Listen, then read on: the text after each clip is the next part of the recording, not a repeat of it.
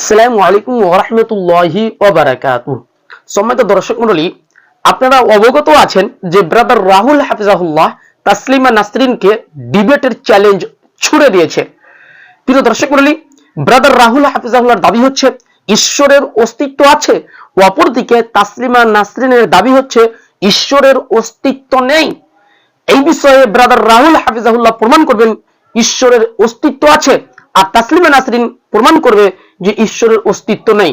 তাই আমরা দর্শক হিসাবে চাই যে এই বাহাস বিতর্কটি হোক এবং সত্যটা মানুষ জানুক, সত্যটা স্পষ্ট হয়ে যাক।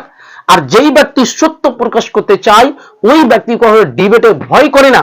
তো তাসলিমা নাসরিন যদি সত্যবাদী হয়ে থাকে তাহলে এই চ্যালেঞ্জ তাসলিমা নাসরিনকে অ্যাকসেপ্ট করতে হবে, তাসলিমা নাসরিনকে এই চ্যালেঞ্জ গ্রহণ করতে হবে। কেন? যিনি সত্যের পক্ষে থাকবে তিনি কখনো ভয় করবেন না। যদি তাসলিমা নাসরিন সত্যের পক্ষে থাকে তাহলে তাসলিমা নাসরিনকে ভয় করার কোনো প্রয়োজন নেই। তাসলিমা নাসরিনকে ডিবেটের আহ্বান করেছে ব্রাদার রাহুল, অতএব তাসলিমা নাসরিনকে ডিবেটে আসতে হবে।